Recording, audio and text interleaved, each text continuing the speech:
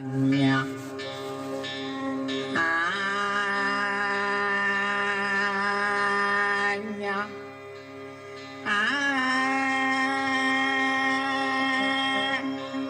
பாடினா என்ன ஆகுது? புரிய வைக்கிறேன், அதுக்குள்ள எனக்கு காமிக்கிறேன். நான் என்ன பாடுறேங்கிறத புரிய வைக்கிறேன், நீயும் புரிஞ்சுக்க. திரக்தியா பாடினா கொஞ்சம் கூட பிடிக்காது. இனிமையான இசையாக இருக்க வேண்டும், இனிமையான ஓசையா இருந்தா தான் பிடிக்கும்.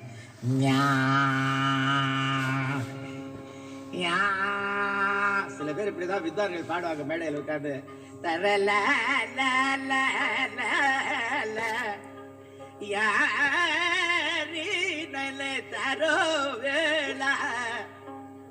எப்படி கூட்டம் கூடும், எப்படி கேட்பாங்க? இனிமையான இசை என்று கூட்டம் வருவது அது மற்றவர்களை இசையை வைப்பதால் தான் வருகிறார்களே ஒழிய அந்த பக்குவம் தெரியணும். தெரிஞ்சால்தான் கூட்டமே கூடும். அந்த கூட்டம் கூட வைப்பதற்கு பின்னால பேக்ரவுண்ட்ல இருந்து ஒழுங்கா வேலை செய்யணும். பேக்ரவுண்ட்ல ஒழுங்கா வேலை செஞ்சிருச்சுன்னா கூட்டம் மடமடன்னு வந்துடணும். நான் பாடவில்லை, நீ பாட வைக்கிறாய் என்கிற ஒரு நினைவில் பாடினால் கூட்டம் வந்துகிட்டே இருக்கும், இசையும் இனிமையாக இருக்கும்.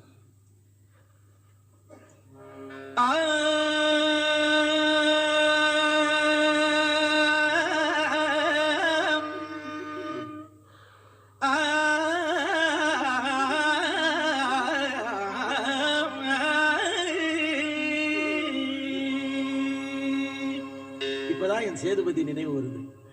என் சேதுபதி எங்க என்ன செய்கிறாரோன்னு நினைவு வருது. இந்த இடத்துல சிவபெருமான் அல்லவா, அவர் அங்கு இருந்து கொண்டு ஆட்சி புரிந்து கொண்டிருக்கிறார். அவனை தூக்குவது என்றால் எளிதான காரியமா? இனிமையான இசை, இசையை உடம்பில் இருக்கிற நரம்புகளை எல்லாம் எடுத்து முதுகு தண்டை வந்து வளைத்து வீணையாக வைத்து மீட்டினால் தான் இனிமையான இசை வரும். அது சாதாரணமாக வருவதல்ல. இசையோடு லயித்து வருவது என்பது அது கொடுத்து வைக்க வேண்டும், பெரிய பாக்கியமாகும். பாட்டும் நானே பாவம் நானே,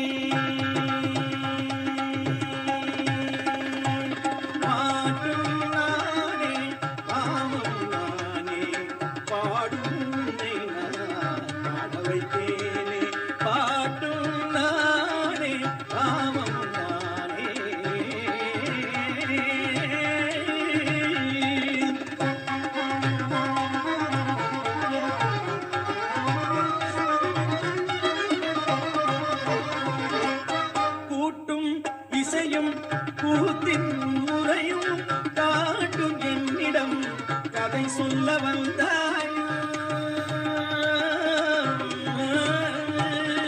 கூட்டும் இசையும் கூத்தின் முறையும் காட்டும் என்னிடம் கதை சொல்ல வந்தாயோ. பாட்டும் நானே பாவம் நானே, பாடும் உன்னை நான் பாட வைத்தேனே. பாட்டும்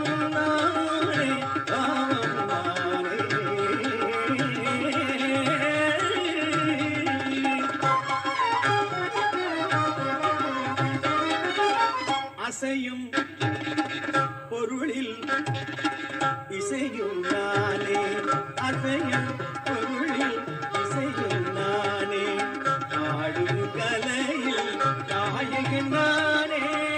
அசையும் பொருளில் இசையும் நானே, ஆடும் கலையில் நாயகன் நானே. எதிலும் இயங்கும் இயக்கம் நானே, எதிலும் இயங்கும் இயக்கம் நானே. எல் இசை நின்றார் அடங்கும் உலகே.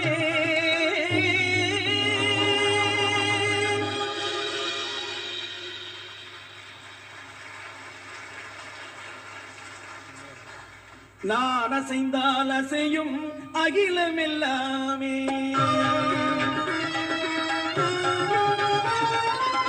நான் அசைந்தால் அசையும் அகிலம் எல்லாமே.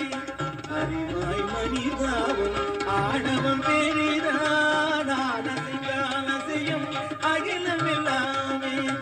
அறிவாய் மனிதாவும் ஆடவம் பெரிதான், ஆலவாயனோடு பாட வந்தவன் பாடுவாயை வந்ததொரு பாட்டும் நானே பாவம்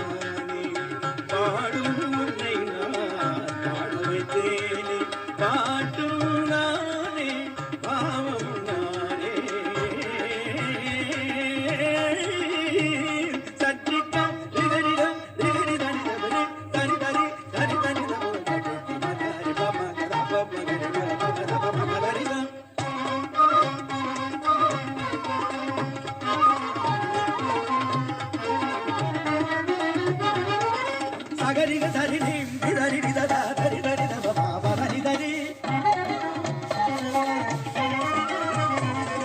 கரி மங்கரி தரிக நிதரி கம கரிதா மகரி சகரி